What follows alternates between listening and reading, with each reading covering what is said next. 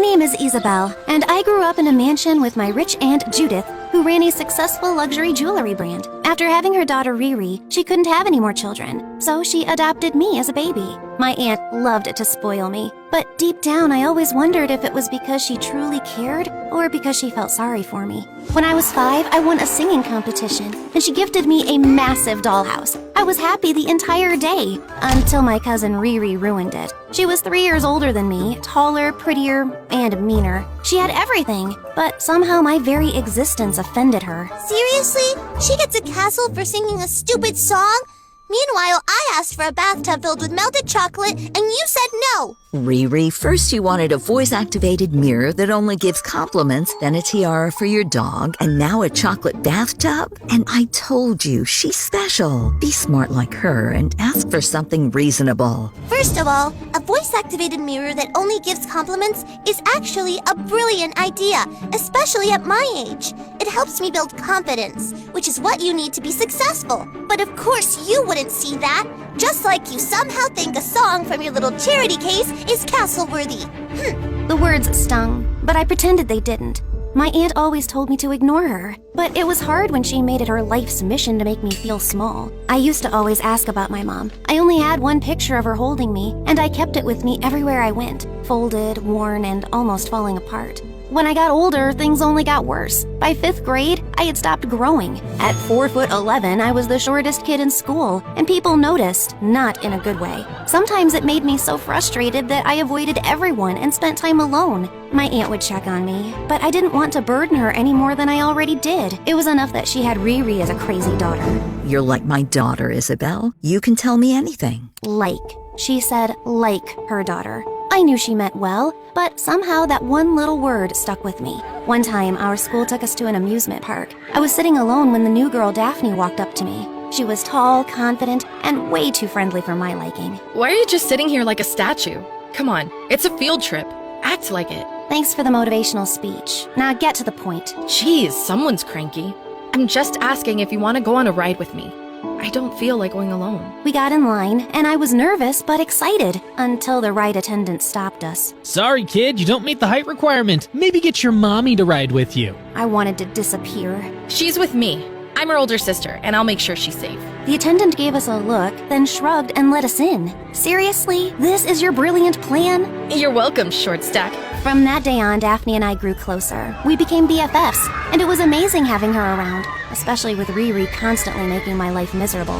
One day, when I was in the 7th grade, I got accepted into an elite summer camp for free because of my high grades. My aunt was so proud, she bought me a new car. Why would you buy her a car she can't even drive? And even if she could, she'd never reach the steering wheel. Aunt bought me the car for the driver to pick me up in it. Not my fault you're only good at failing and bullying. How dare you! I'll catch you and sit on you. Riri charged at me, but I spun away effortlessly, landing in a perfect stance on the other side of the room. Oh dear, how many talents do you have? Aunt Judith immediately enrolled me in a gymnastics team, and soon I became the best one there. And with every perfect landing, every gold medal, I hoped maybe this would make her love me even more.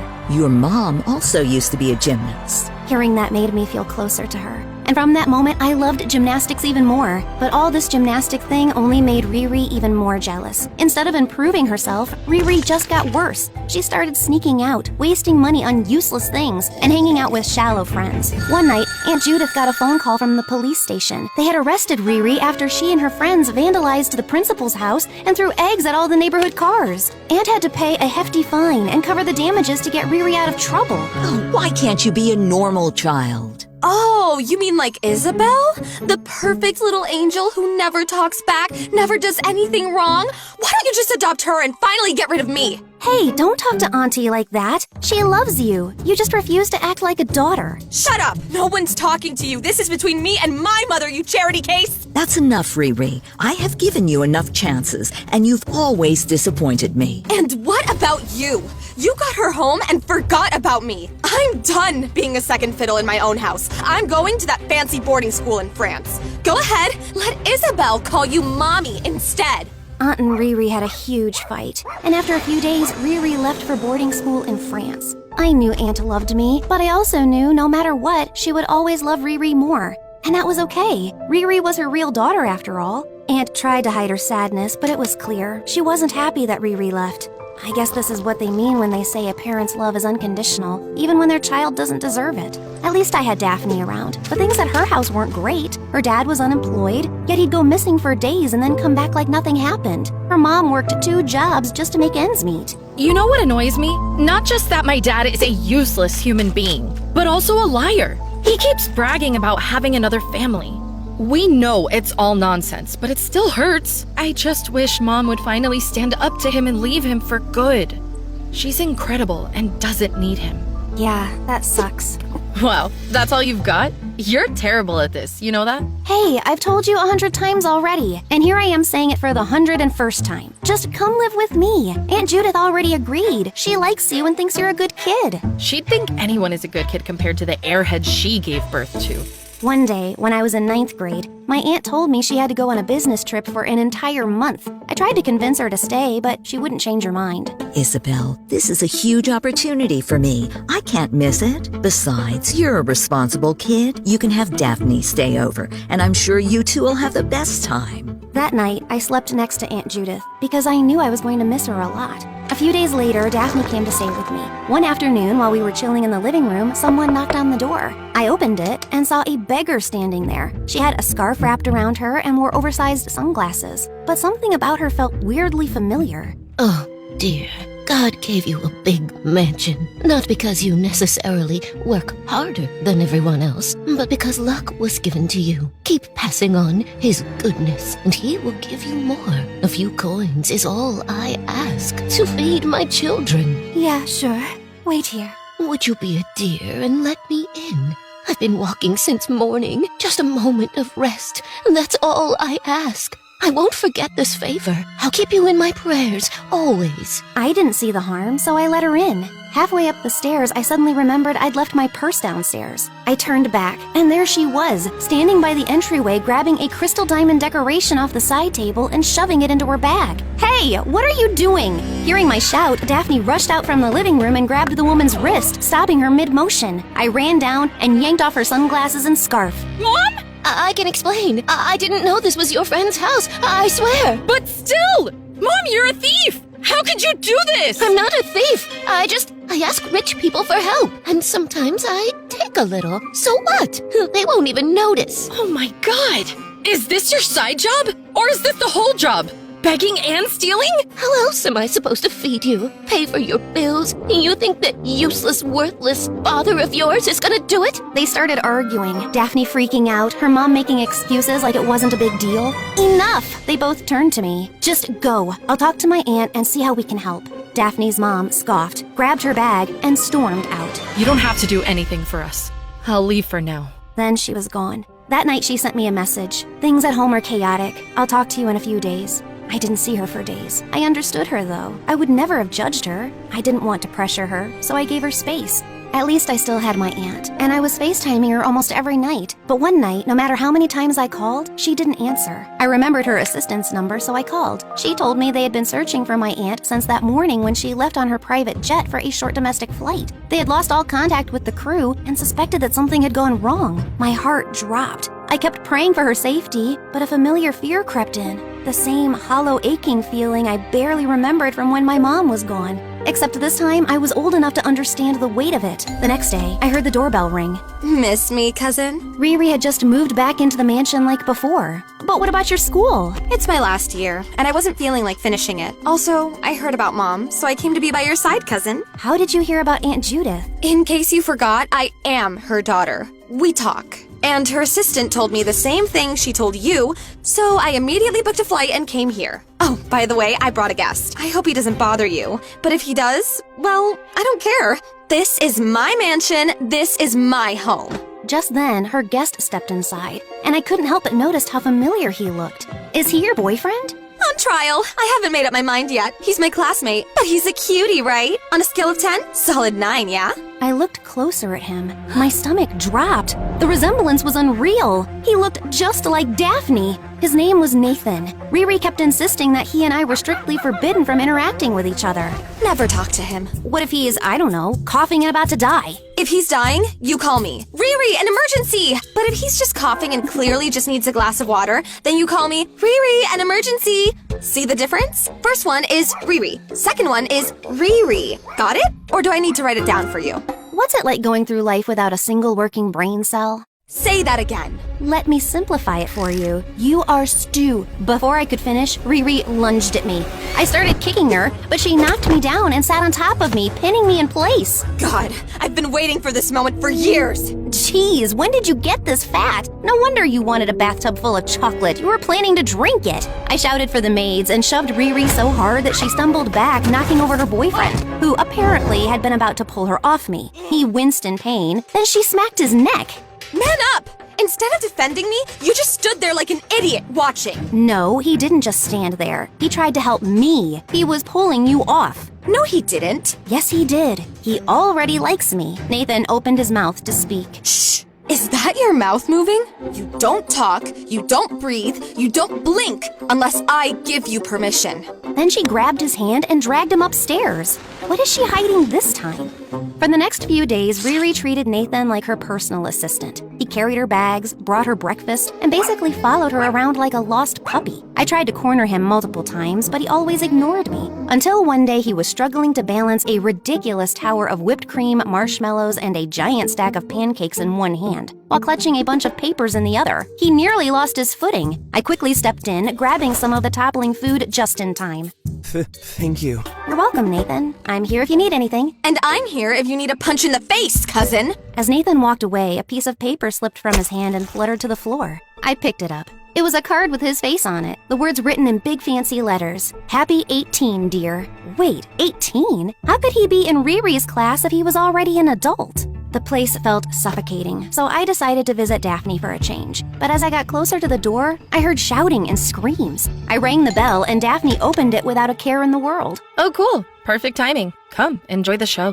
Inside, her mom was swinging a kitchen spoon wildly, while her dad sat on the couch, calmly playing on Daphne's iPad, the one she had won in her school science competition. You spent my last $20 on a lottery ticket? I was supposed to buy dinner! It's called investing. You don't get rich without taking risks. And when I do, I'm moving in with my other family. She swung the spoon at his head, but he ducked just in time. The spoon smacked the lamp instead.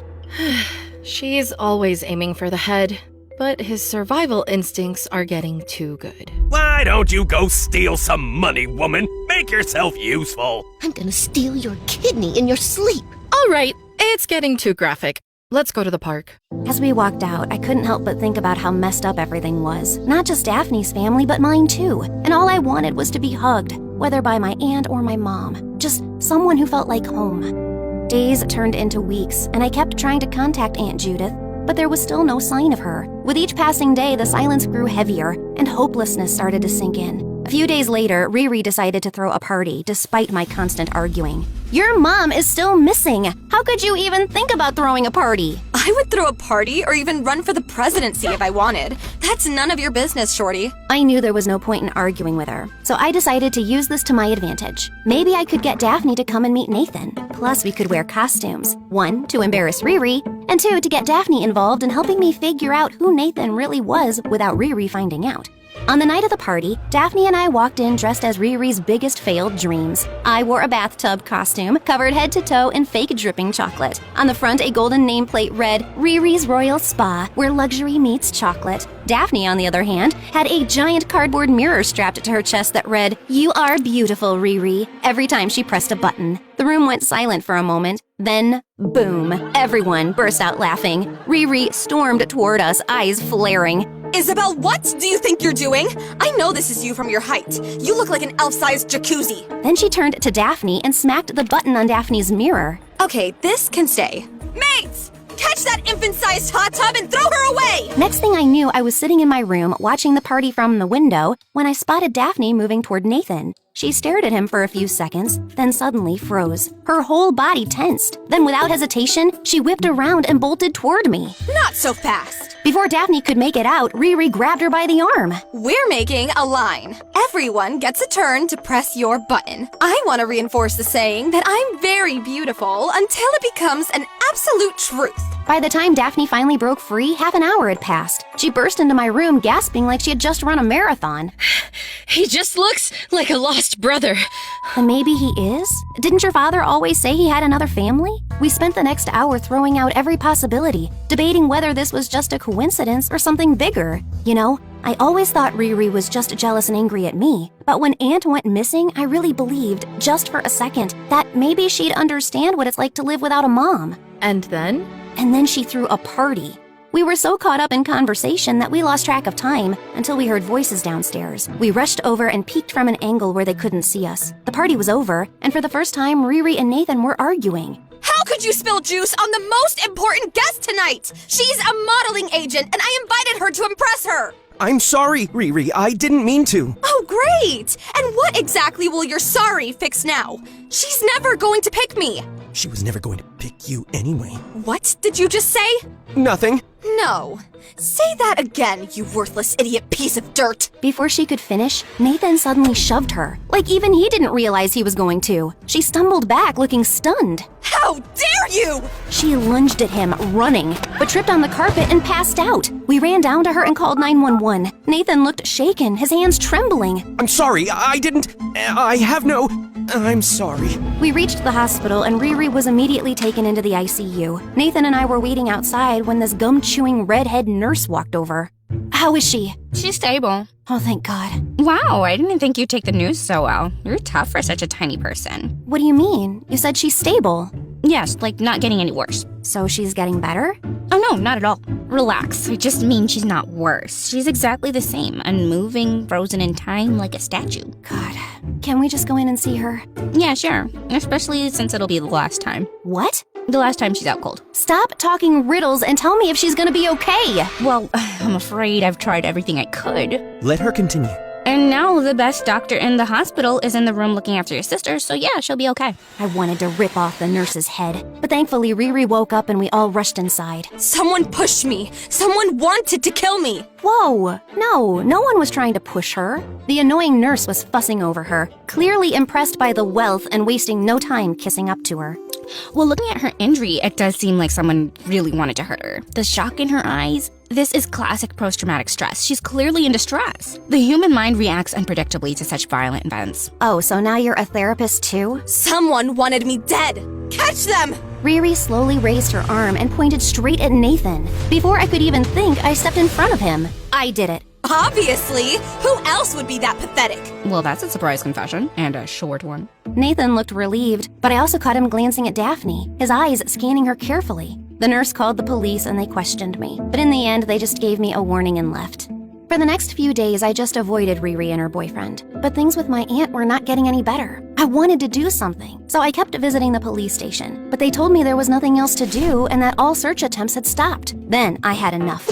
I decided to attract media attention and start doing interviews. People began noticing my aunt's case, and some even joined me in peaceful protests. Daphne was right there by my side. But Riri, she never tried to help or even fake being concerned. She continued partying and wasting money left and right. One day, after finishing my TV interview, I went upstairs to lie down when I ran into Nathan on the way. He kept his head down, only glancing up when he got closer.